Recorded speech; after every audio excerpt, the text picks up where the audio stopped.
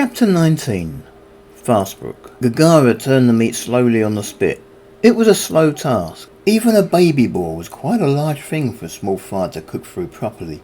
It didn't help that the makeshift spit they'd put the boar on was uneven, so that it sped through a small part of its rotation, while it was harder to turn for part of the rest of the time. This meant that the heat was being centred on just one part of the animal, and as a result the meat was cooking unevenly. "Can you take over?" Gagara asked Reyes, indicating the spit. "Sure," Reyes replied, only too willing to help. Gagara got up and walked over to one of the nearby trees. Reyes took her place and began to turn the spit. He tried to turn it at the same pace that Gagara had been turning it. As he turned the spit, he watched Gagara, wondering what she was doing. Then it occurred to him that maybe he knew, and he shouldn't be watching. "It's unusual," Orsa commented after a few seconds. "What is?" Reyes asked. "The way you're so willing to share chores with Gagara," Orsa replied. "I didn't think the males of your species did that." "What can I say?" Reyes replied. "I love her. Besides, under normal circumstances, a male would have a lot more girls to perform these tasks for him. Had there been another girl here, I'm sure Gagara would have asked her first." "Very likely," Orsa said. "I think I need to learn this language of yours. Every time you break into it, I feel as if I'm being left out." "Sorry about that," Reyes replied. "I must get into the habit of just speaking Illustran when you're around." Gagara returned to the fire. Reyes had been wrong about what she had gone to do. She had been gathering a few pieces of wood, long thin branches with pointed ends. She sat down between Orsa and Reyes, and then ripped a chunk of meat off of the boar, from a part that wasn't cooking all that well. This she placed on one of her long pointed branches, and stuck it over part of the fire, turning the branch slowly like a mini-spit. The first morsel that Gagara cooked this way she gave to Reyes. He ate it only too eagerly. It took the edge off his hunger, but nothing more. The second piece she ate herself. The third piece she again offered to Reyes, as if she had forgotten that Orsa even existed. Reyes nodded across the fire at the Minotaur. "I'm sure he'd like some too." Gagara turned to Orsa and offered him the meat. "Sorry, I meant nothing by it, just trying to make sure my male is well fed." "That's okay, Gaggy," Orsa replied, taking the meat from the stick. That was how the meal continued, Reyes turning the main spit while Gagara broke off small morsels to cook relatively quickly. The fragrance of their meal slowly began to pervade the forest. It made its way through the trees, the undergrowth, and before long the scent of cooking meat could be smelled more than a quarter of a mile away from the clearing. There was a sound in the trees. Something was moving close by. There was a rustling of leaves and the breaking of a twig. Gagara dropped her pointed stick with the next piece of meat into the fire and got to her feet. Within a fraction of a second she had unsheathed her claws, and her head was twitching from side to side, looking at the trees surrounding the clearing as if she was hunting. "Nightlife of the forest," Reyes told her. "Nothing to worry about." "Nightlife of the forest?" Gagara asked doubtfully. "Yes," Reyes said. "You know, badgers, owls, that sort of thing." "Oh, right," Gagara said, happily nodding her head. "And these badgers and owls habitually wear armour, do they?" "What?" Reyes got to his feet immediately. Sometimes he forgot just how much better than he Gagara was at discerning what was making certain sounds. "Elves or humans?" "I don't know," Gagara replied. "You should both sit down," Orsa told them. He was busy covering the fire with dirt to put it out.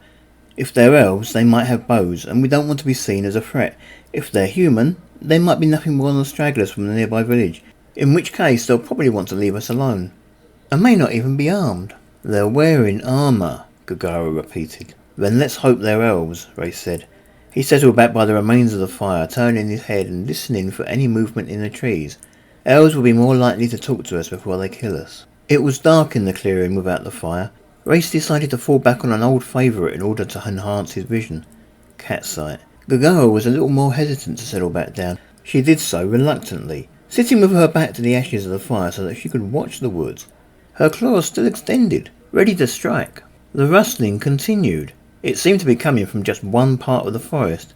Whoever it was had to be heading straight towards them. Then Reyes could hear something that sounded like a conversation. A conversation spoken in Illustran. That definitely helped to define who it was that was approaching. "So?" "2 harpies and a Minotaur, sir. The Minotaur is wearing the uniform of the Hope. I have no idea why he would be travelling with a pair of harpies." "Do you think either of the harpies is the one that flew over the village earlier?" "Could be, sir. It's hard to tell. All harpies look the same to me." "Let's go and talk to them." There was some complaining from whoever it was that was with him. Reyes wasn't sure how many soldiers, but it was definitely more than just the two of them. Fine, fine, came a slightly raised and quite irritated voice. I'll go and talk to them myself.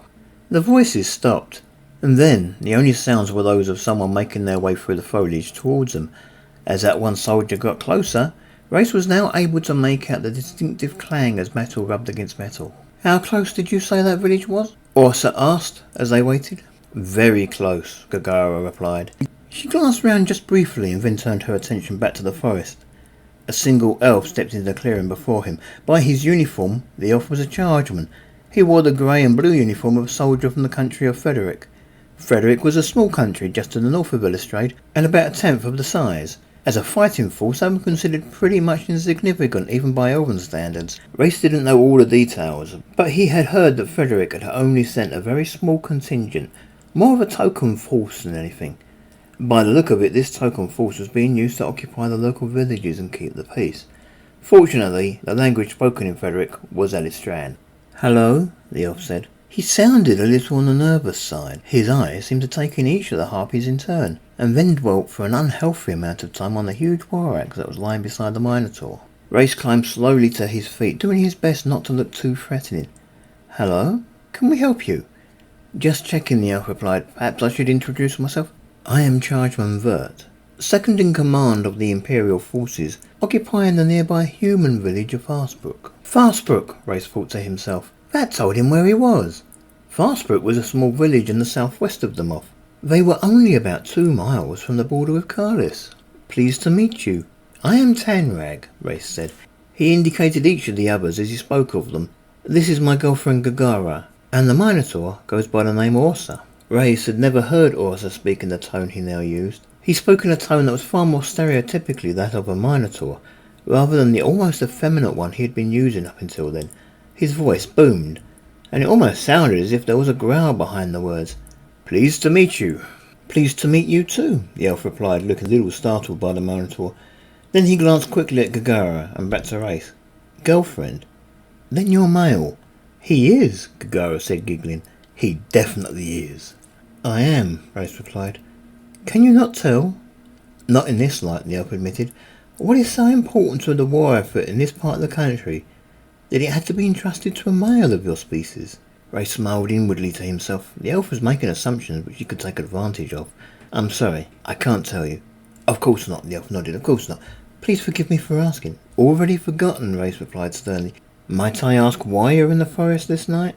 We're in pursuit of a group of villagers that escaped from our custody earlier today. All of them hardened cases. They killed 2 of my men and took their weapons. In fact, I thought you were they when we smelled the cooking. Sorry to disappoint you, Reyes replied. Look, the elf said after a moment, it might be better if you follow us back to the village. Those villagers are armed, and if they're still in the area, they might find you and try to kill you during the night. I'm sure the 3 of us would be delighted to accept your invitation, Reyes replied. He didn't really want to venture anywhere near the village, but neither did he wish to make waves. Good, the chargeman commented. I'm sure we can find you a billet in one of the peasant homes. I'm not walking all the way to that village, Gagara complained. But, the elf began. Orsa, we'll be right alone with the elves for a while, Reyes asked. I don't see why not, Orsa boomed. He climbed to his feet and then reached down and picked up the war axe. We are allies, after all. Good, Reyes said. He turned towards the elf. Gagara knows the way to your village. She flew over it a little earlier this evening. We'll take to wing and meet you at the outskirts of the village. As you wish, the elf replied. Once there we should report to my superior and then we'll set you up somewhere with a bed each for the night. Sounds good, Reyes declared.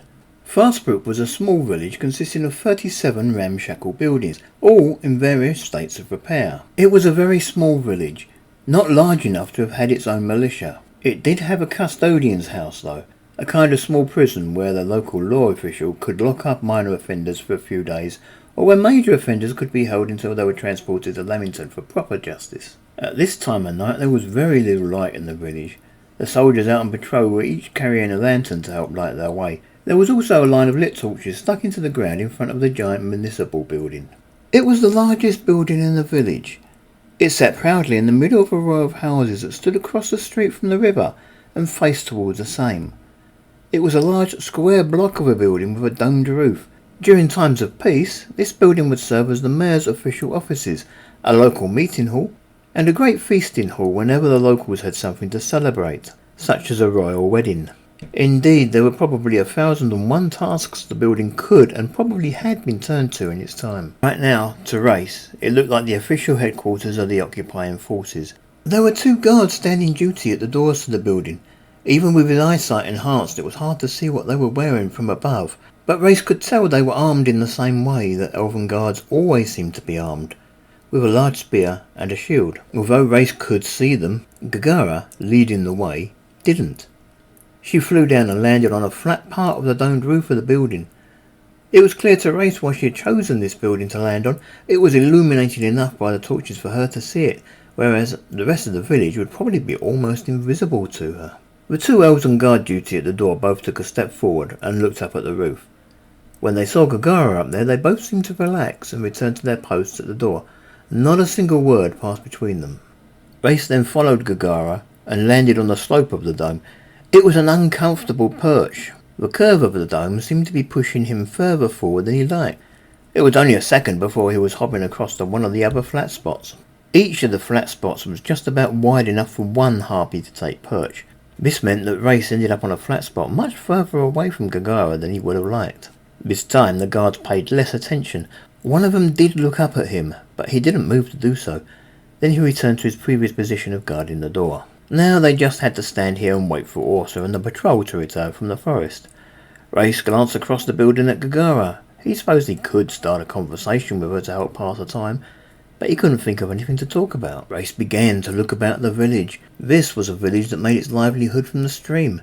There were all sorts of fishing paraphernalia on most of the houses closest to the stream. The one shop in the village seemed to be an all-purpose ironmonger, blacksmith, carpentry type of shop that also catered in all things such as fishing nets and even small boats. Reyes watched the light from one of the lanterns carried by soldiers patrolling the street of the village as it approached.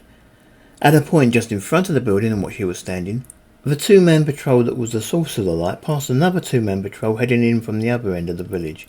Then they continued, each patrol heading onwards towards the far ends of the village. Reyes wasn't sure, but he thought he could also see guards on duty at the very extremities of the village, posted there to stop any more villagers from sneaking out during the night. Closer to home, sitting on the steps of the building on which Reyes had perched, there seemed to be a set of stocks. This wasn't unusual in most villages of this kind. What Reyes didn't expect to see was evidence that the stocks had been used quite recently. It was almost as if someone had been in them just that day. All manner of rotten fruit and vegetables lay nearby. They had been thrown from the street by the look of it, and some of them had hit the building. "Who was the prisoner?" Reyes asked of the nearest of the 2 guards. The guard glanced up at him, but he said nothing. He returned to his previous position and continued to watch the door. Reyes shrugged his shoulders and continued to await the return of the patrol. Thanks to having his eyesight enhanced by the catsight spell, Reyes saw the patrol first. It wasn't a large patrol. It consisted of 6 soldiers and their leader. Not one of them was carrying a bow.